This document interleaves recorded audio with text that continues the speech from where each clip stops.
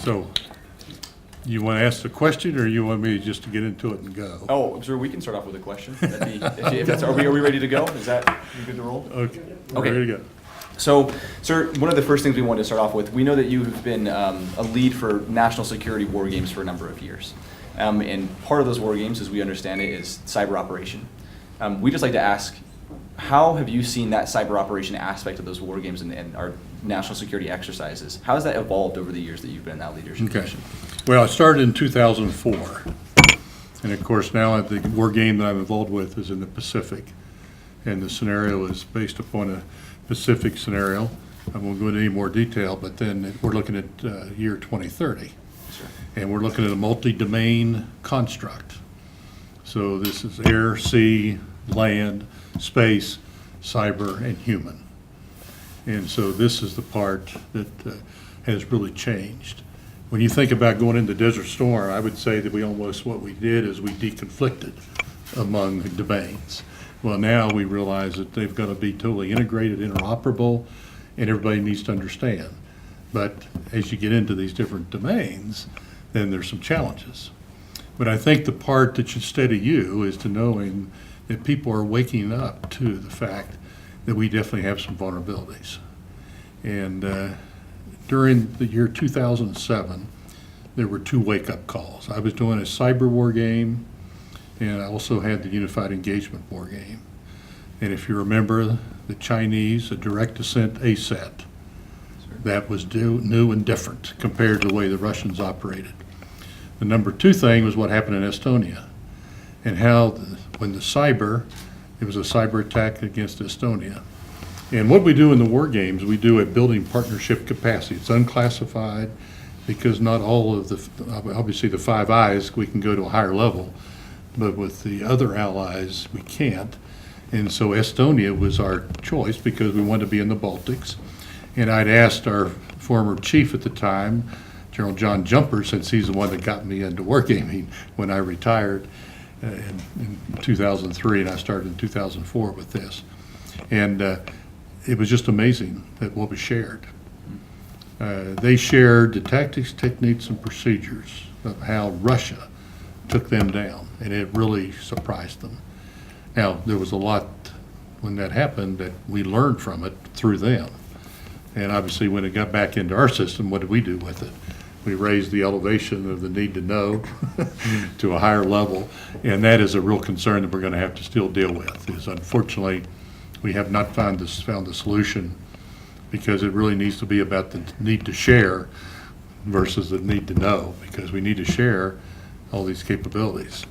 And so then you look at what happened in 2008 with Georgia.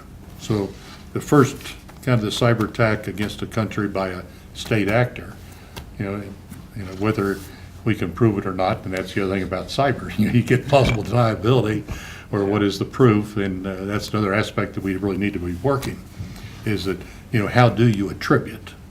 Yes, sir. And that attribution, because how do you want the President of the United States to do something, launch a strike, and then all of a sudden realize he didn't have all the information right? You think about what happened when we went into Iraq. Obviously all of us trained in weapons of mass destruction. We knew they were there. UK said that they're there. I was there when George Tenet said it's a slam dunk, Mr. President. Well, and from a soft perspective, I need to make sure our people were ready to go into that battle knowing what they were up against. We didn't find them. I mean, even when I went into Baghdad, I was told, hey, we just found the smoking gun. Well, we looked at it. We had DITRA to come out, the Defense Threat Reduction Agency, and guess what? We didn't find anything. So now look what the president's position was. So now in cyber, if you react kinetically, then how are we going to attribute that, and can we? Mm-hmm. And so this plausible deniability, we need to kind of say, okay, if that's going to be part of it, then we need to find out what are the legal angles that we can go forward. So then look what happened in 2008, Georgia. So when Russia went into Georgia, non-kinetic and kinetic. And that was the first time that was used. So there's a wake-up call. And then in 2015, when we were in Ukraine, and you remember the little green men were marching into Crimea? Well, they actually took down a power grid, and they were very successful. So the one thing that we're realizing is our adversaries don't necessarily go by international norms, nor do they really go by the rules of law versus how we in the U.S. try to operate. And of course, the legal ramifications of everything we do can sometimes, when we go the wrong way, become headlines.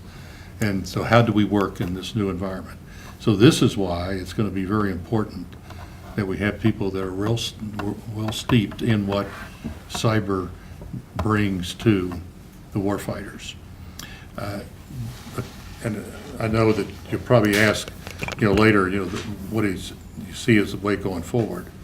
And since my role as playing the U.S. STRATCOM commander, the U.S. STRATCOM commander's, what he has under him is obviously prompt global strike, and he also has space, cyber, and IAMD, which is when you think about the missile defense, integrated air missile defense.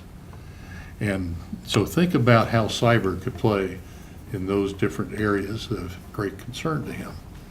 But because it's such a great concern, this administration has made the decision to go ahead and make Cybercom a combatant commander. So the decision's already been made, so we're on the path, and so definitely by 2030 in this war game, Cyber Command will be a combatant commander, but obviously it's going to happen before that. So I'd be surprised if it didn't happen, within, next few months. At the same time, our Air Force is taking a lead, and the 24th, which is now the numbered Air Force for cyber under space, will now transition to Air Combat Command. And it'll be combined with the ISR 25th Air Force. And it'll be there at Air Combat Command. And so when I think about what happened in Georgia, non-kinetic and kinetic, so now under Air Combat Command, you will have all this expertise. And where this continues to grow is that we're now operating in an A2AD environment, area access, area denial. Our adversaries have a lot more technology today than they did on other times. Other times we've had a lot of freedom of movement. We didn't really have to worry about structure. We could take out all their missile defenses, just as we've done in these earlier wars, but now all of a sudden we're going to have to take a pause. So the question will be, what about cyber? What can cyber do as another course of action? And that cyber then really starts in the phase 0 in the build up to where before you get into the other later phases of the war. So from all of you, I think it's pretty exciting times to be able to go out into this environment where people are recognizing the importance of cyber. And I can tell you that this has not all been true in the past on how we have thought about other domains. I came up in a world where after Vietnam, we don't need SOF anymore. Well, and you look at how many years went by, and then finally nobody can get enough of SOF. You look at space, and I was out at Space Division, Samsung Space Division early on in my career, and we had a T-shirt that space is a place, and it said not yet. And now you look at where space is today, and we have really made great inroads in that, but space and cyber are different too. And so we're going to go through this same journey as we bring cyber on, and that's why, all of you that go out and you get into these different commands, there's a lot of relevance in what you can bring to that particular fight. So that you can see from the war game, we have a person that plays the President of the United States. We have a person that also plays the Secretary of Defense, and so whoever the CJTF commander has to defend their course of action. And their first course of actions, first thing they'll find is who's the cyber guy? What courses of actions do I have early on? And then what other courses of actions can I use as we further get into the fight? What can you do about integrated air missile defense? What can you do about if somebody is going to launch something? And because that we're at risk in many different areas, then it really goes to exactly what you're involved with here. So that's the role I play. I want to tell you, I had the chance in June to talk to every one of the component commanders in the Pacific, and to include our PACOM commander there, the Admiral Harry Harris. And when I asked them about this multi-domain, they're all in the multi-domain fight. You know, we went through a time where it was air-land, we in the Army. Then it was air-sea battle with us in the Navy. Well, now everybody realizes that nobody goes to fight alone. We fight joint, we fight combined, and we can fight with an interagency. And obviously, a lot of things that you're going to do are going to be in the interagency context. And so people realize that, we need to bring all that together, to be able to be successful in the battlefield and to get ahead of the adversary. So, sir, in the wargaming and kind of from the cyber perspective, how do you look to practice against enemies in a realm that has such a low barrier to entry, where any one person can go out and buy a computer and use kind of the cyber realm and be an adversary against us? Yeah. I mean, it's a great question, and that's why we got smart people trying to figure that out. And it's like, look at Afghanistan today. 23 million people have cell phones. 90% of the people in Afghanistan have access.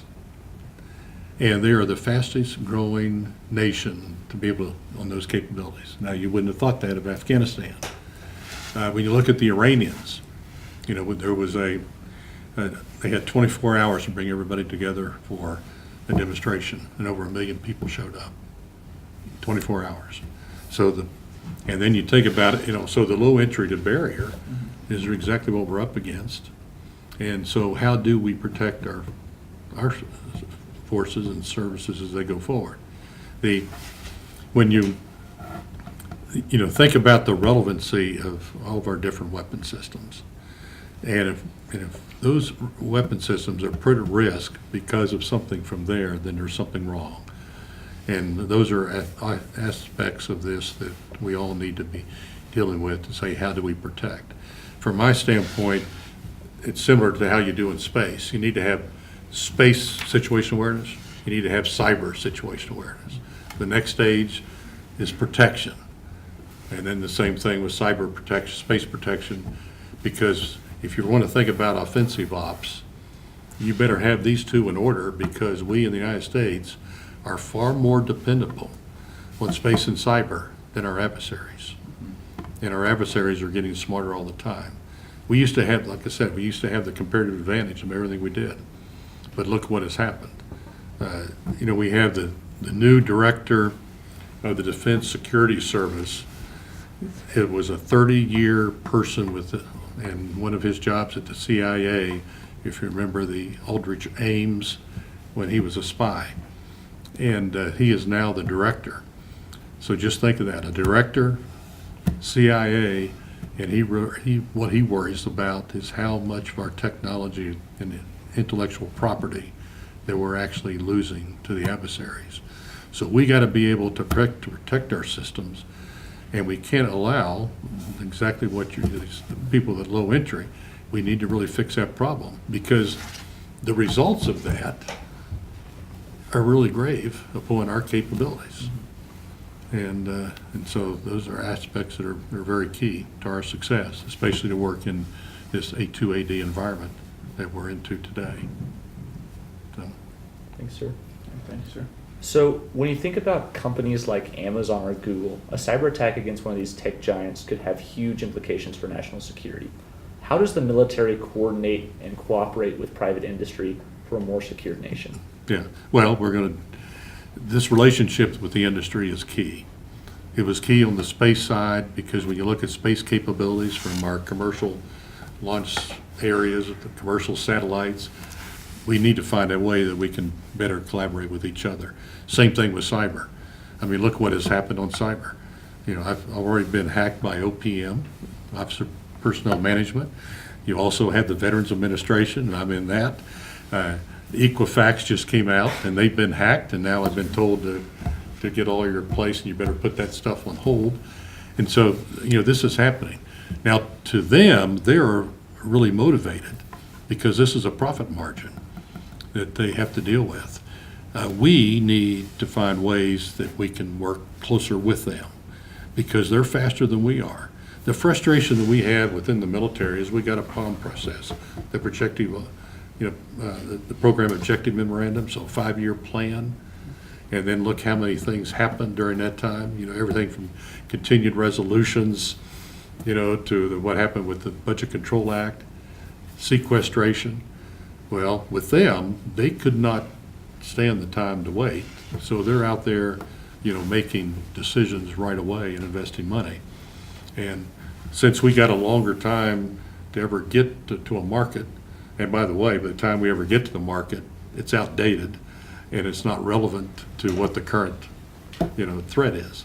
And so we really need to have a closer relationship, with the Amazons and how they're doing it and really be involved. And I'm encouraged with what I've heard here because when we were having our discussions, with the cyber leadership, they were telling me about how they reach out to industry and they get with the Amazons and the Googles and find out what they're all doing. Because in the end game, we also, as we think about how the whole government comes together to protect cyber, the commercial industry, the commerce, our utilities, everything's at risk if we haven't really thought through that. And that's not necessarily in all those venues the government's job, but the government can learn from that. So I would say that any time you ever get an opportunity as an intern to go to those companies, it's a great thing to be able to have that expertise to kind of bring it back and say, now, what can we learn from that? And then bring in as part of a military solution to what we're doing. So very, very key, very critical. Sir? So, sir, the cyber domain is very agile, and opportunities can be gained or lost in a matter of minutes. And it seems as though the bureaucracy of the Air Force can sometimes be a hindrance to reacting quickly. But at the same time, it's important to make sure that one unit isn't interfering with another. So how do we more rapidly respond to cyber situations while at the same time keeping the chain of command informed so that they can make the best decisions? Yeah. Well, it goes back, one thing that needs to happen is authorities need to be delegated to the right level.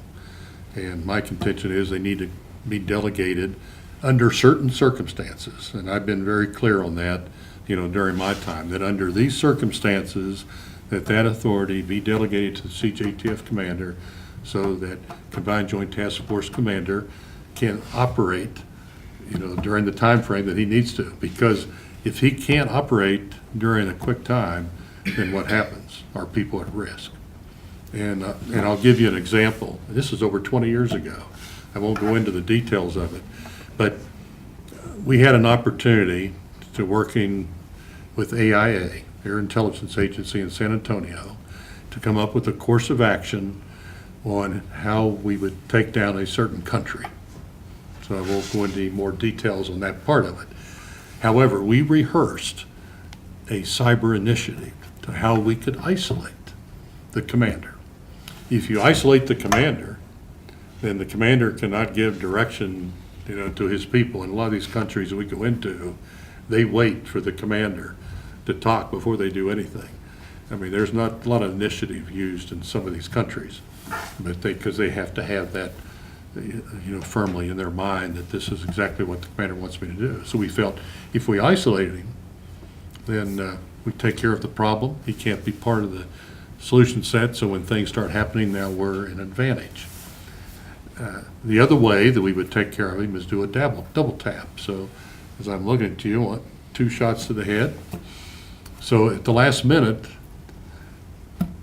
the authority to use cyber was taken away. I can still double tap. So when you think about that, under that circumstance, how it was taken away. Now, the reason it was taken away, over 20 years ago, we were very vulnerable. So what if they found out how we used it and then they turned it against us? And what about the protections in our systems? And as I said earlier, we are more dependent upon space and cyber than a lot of our adversaries. And when I was in Korea, they were still using Morse code. That was in the mid-90s. And so, that's a part. Now, another time I used it, and I was successful. And your point, and I'll bring that up, was that I had to go play Mother May I through the system. And so when I got with General Franks, I said, hey, Tommy, I've got a Payload helicopter that's down, and I've got these many people at risk. And what I was thinking about was what happened to us in Mogadishu on 3 or 4 October 93 when Mike Durant got shot down, and we had 17 guys out of soft killed that night. And so to me, having all these people down in bad guy territory where they were pretty much at risk, and I needed to isolate an area. And so Franks didn't have the authority. The next person that we talked to was at U.S. Space Command, and General Eberhardt didn't have the authority. He recommended we get General Myers on the call back in D.C. Okay, people are down, time's running, right? And then of course General Myers says, well, it's not my authority, so we need to get Secretary Rumsfeld. So we finally got the VTC going now. Obviously VTCs from one call to the other takes time. We got that. I was told to explain what the mission was and what we needed to do and why we needed to do it. And Secretary Rumsfeld gave me a thumbs up. Now my good friend, who was not part of this discussion, was General Mike Hayden, who was in NSA. And he says, you might have compromised something. I said, well, Mike, I had over 30 guys in Bagland territory. And if anything happened to them, I reflected back on what happened during Mogadishu. And if you remember what happened in Mogadishu with the loss of those people, and I lost Matt Rierson when the mortar came into Mogadishu to the airport on the 7th of October, then exactly what we did was that we had no more stomach, and we were told to go pick up a date and go into peace talks. And that didn't go over very well in our command. Obviously, we didn't go pick him up, but let somebody else do that. I was thinking the same thing with Afghanistan. This is early on, and if we lose a lot of people, then our whole reason for being there, the way that the political structure works, next thing you know it, you're going to find out that no longer is that a political objective of the United States. So it was very important that we get these guys out of there. And the reason that I say that is when I went in later, and General Dostum, we had people with General Dostum in the Northern Alliance, and what impacted the SF team that I had with him, there was incoming, and all of his troops jumped on top of the Americans. And our SF guys, who I talked to the company commander, and he said, well, what did you do this? And he says, look, I know how the United States of America thinks. You lose one person and you go home. So just think of that. And obviously we didn't go home. And so when you make these decisions, then you really think about under these conditions, if I have Americans part of our unit, and I think any commander would say that, they want to do everything they can to bring them home. And so, yes, I don't think that it was compromised. We were able to do what we needed to do, and all these people have a great story to tell, that how, when they were down, that they were able to get them out of there. The other part that was concerning about me is, remember, we had supplied SA-7s, into Afghanistan years earlier to fight the Russians. So they had the capability. So when the 53 went down, the other 53 had to dump its gas so it would have out-of-ground effect hover to get everybody out of there, because now they were going to bring all the other people that was on that crew on their helicopter. And then we had to run an MC-130 up the valley so they could come off the top of the hill and get gas to get back. So this is why I have the gray hair, when you think about everything that can happen there. So there are aspects of that, yes, we need to look at what capabilities that we have, but in the end game, you're going to have these discussions. And that's why I think it's very clear that we have, under these conditions, the CGATF commander be given that, because you can say, well, I want to save it for another day. Well, if I lost 30 guys, I guarantee you, all those letters that you end up writing to the spouses, that's not a good place to be in, when in fact there was a capability that could be used as an effect to get those guys out there alive. As it turned out, we were able to isolate. And as soon as we crossed the border, I was in General Frank's office, and then we bid each other farewell. So he was concerned about it just as much as I was. But of course, I knew these people, so, but good question. Well, thank you, sir. Sir, kind of as the next question, I want to return back to something that you were talking about a little bit before. You talked about comparative advantage and how previously that was something that we could assume pretty much worldwide, but that's changing. That's changing right now. Specifically in the Pacific Theater, I know that you kind of have a lot of experience with the Pacific Theater right now. Do you see that the United States is poised to maintain technological asymmetric advantage there? And if not, what do you see as the threats there? And then kind of as a follow-on question, what are you seeing as being the technologies that are going to be the game changers in the next 20 or 30 years? Yeah. Well, obviously cyber is going to be one. I mean, there's everything from directed energy, command and control in this environment. Because when you talk about A2, AD environment, there's jamming. So how do you end up with a robust, resilient, and assured communications? That is very important. And especially in a multi-domain construct, when you got to be able to talk to everybody. And no longer can you just send your people out and say, hey, you know, just keep, this is what you need to do, go do it and report back after it's done. That's not going to work in this next fight.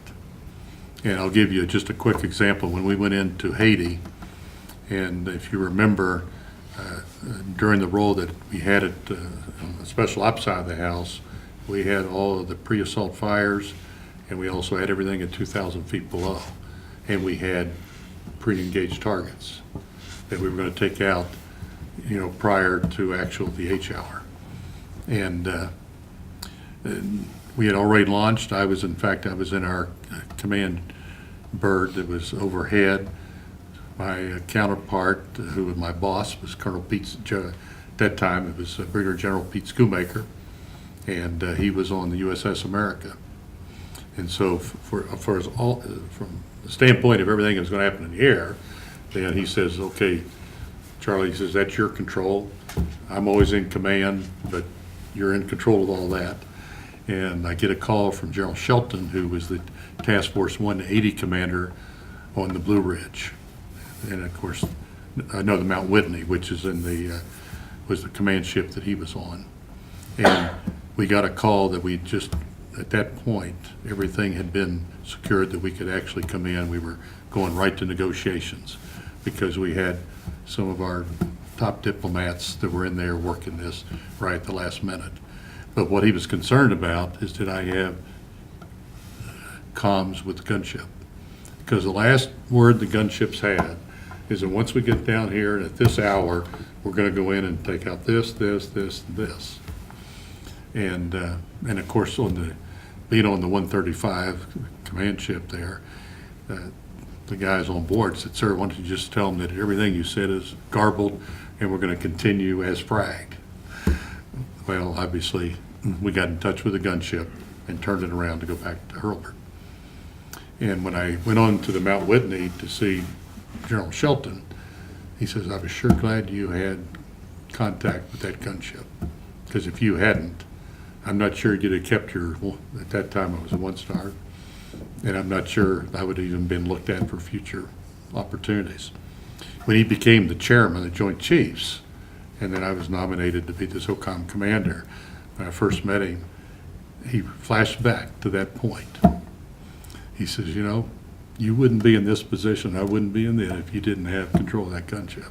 So assured comms, and that's the other part you need to look into. And I talk about resiliency and robust.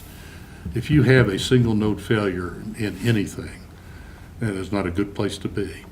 So what can cyber do to add to the robustness, to the resiliency of those communication channels? And so when people say that, well, you know, you're not going to need it once you get in a fight, no, you're going to need it even more, because the multi-domain aspect of what we're doing and the fact that we have some great capabilities. So obviously when we go back to So cyber is important, obviously the command and control. And I already mentioned the directed energy, how do we protect? And we've got now an Air Force DE roadmap that actually has a roadmap on how we're going to do this. It's not going to happen overnight, but a laser has a quality of its own called the speed of light. And when you think about an adversary, trying to shoot you down, and say whether you're in a fighter, a gunship, or whatever, you can use it as a defensive capability. It also has an offensive capability. It also has opportunities during boost phase, if you're in the right position with the right capabilities to take down a missile. So all these things are being looked at. It's not going to happen tomorrow, but at some point it is. And I think once we start getting it into our weapon systems, and I think one of them we're looking at is putting on the AC-130, and it's more or less to prove that, look, what this can do. But every time we do something like this, we get smart people that come up with, here are some other aspects that we can do with that. And I know that in my past, I could see where a laser could have really helped us to take out some things. Rather than bomb it, I would like to use it like it's a tower. I can maybe, zero on the electronics, take the electronics out, but leave the tower, because we're going to need that for the next advanced part of the operation as we go forward. And so, but the other one is these authorities. We really need to work that hard. The acquisition piece on how we stay relevant, given the time phase that's in our acquisition, because we can't wait for it. When you look at, it goes back to the PED process, processing, exploitation, dissemination. Right now we have a lot of collectors, and there's a lot of information that are coming into the command centers. Now what happens to it? It just piles up on the floor because they need to analyze it. So once they do that, then they send it out. Well, for the person that's probably out in the field, by the time they get the answer to that, it's probably late to need, and it's not relevant. So how can we rapidly exploit that data? So I would say machine to machine, there's role for artificial intelligence, and so other methods that we can use to then get that information quicker. And I say just getting to the command center is not the full answer. I don't give anybody high fives for getting to the command center, because the dying ain't happening in the command center. The dying is happening on the battlefield. So of course, from a SOCOM perspective, I want to make sure that that gets to the right person that needs it at the right time. And then how do we work that? And then how do we work this guy that you look at, he might be a technical sergeant, a tactical sergeant, but he's really a strategic sergeant, because the information he's flowing back can also be great opportunities for the command center to look at, okay, here's some other things we need to do. So I think that answered some part of the question. So, Yes, sir. Okay. No, definitely did. okay. Sir, so here at USAFA, we're trying to develop leaders for tomorrow. So I just wanted to ask you, what are some of the characteristics or knowledge or attributes that you see as most important for the younger leadership coming into the military to prepare for tomorrow's Okay. battles? Think outside the box. Don't allow yourself to get into a group think. And the other one is that, don't be bashful, to go forward and, talk to your leadership. I'm saying in a respectful way, but, once you've been schooled in certain areas, you kind of understand and make sure that, that goes forward. But the other thing that I'd like to say is that, and I think you have the opportunity here at the Academy, it's not what you think, it's how you think. So when you think through that, there's a big difference. The what you think is like a checklist mentality. You have a checklist and you follow the checklist. Well, I guarantee you, the enemy gets a vote here. And if you're in that checklist mentality, and now what is your initiatives to really do something outside of that? And so how to think, and I think exactly what the courses you're going through here are teaching you how to think about a subject that's a little bit different than what you normally have. It's outside of the air lane in some degree. However, it is still very much needs to be part of the air lane as we go forward, as we employ, our different weapon systems in combat. And when you think about the great capabilities, they're going to be coming with the Joint Strike Fighter, with the F-22, you got Gen 4, Gen 5. How do you leverage that? Do we really have the capability to leverage it to the level that it needs to be leveraged? I think there's still some debate out there. We're working that. But if we can't get the two to talk, then look at all the aspects of that formation that goes forward when they don't have the full benefit of what these advanced fighters at the Gen 5 level, bring to the fight. So there's definitely a role in all of that for what you guys are doing. So you talked about how the highly classified nature of cyber Yeah. makes it hard to communicate on issues. How do we move away from it so that we're able to communicate effectively between different agencies Yeah. in cyberspace? I think a big thing is the education part. And I know in the war game that I play, we do a high sell at the TSSCI SAPSAR level. And obviously, guess where cyber plays? And so, we have the actions on the objective, and we have these different courses of actions that are developed. And then through the night, we have the adjudicators, because we bring the adjudicators in, because we do read in the key commanders and one of their subject matter experts. But you're talking, so if you got 400 or 500 people in the war game, but in the high sale, we only got around 40 or 50, probably 40 people at the max. So as this sausage is being made on what was the result of that particular course of action, the next day it gets outbriefed. But the only people that really truly know exactly the relevance of what cyber brought, space, were the people in that cell. And that obviously is a concern. When you think about when Mike Short was going into Kosovo, we had General Stowe. That's the captain that's got the special technical office. And I don't know if you remember the story, but he came in to talk to General Short, and he says, General Short, I have something that I really need to brief you on. It's very important. And he says, well, if you didn't think it was so important before, then why are you coming to me now? Because I got a war to fight, and I get the hell out of my office. And so you think about that, it's very important that these different types of capabilities, that each of the CJTF commanders are well informed on what is there, so they can ask the questions. Now, people will ask me, is it, well, why do the people feel that way? Well, guess who's going to be at the Student Armed Services Committee when things don't go right? It's the commander that's going to be called. And you can think about how that discussion topic will go. To say, well, General, did you know anything about this capability before you employed it? No, sir, I did not. Did you understand what the unintended consequences would be if you employed that in this particular course of action? No, sir, I did not. Well, I'm not sure you're fit to be a commander. So this is why, under the wargaming, we need to kind of bring this all together. I am just, as I look at this new concepts that we're developing with the 24th, bringing the 24th to the 25th, bringing it under Air Combat Command, then there might be some opportunities. But it also works at the national level as well, because there's other people that get a vote here. But it's something we need to continue to work through. So the education piece is the part that I see it's very important in the war games. And so I've been doing this since 2004. And what we do is we actually read in those key people.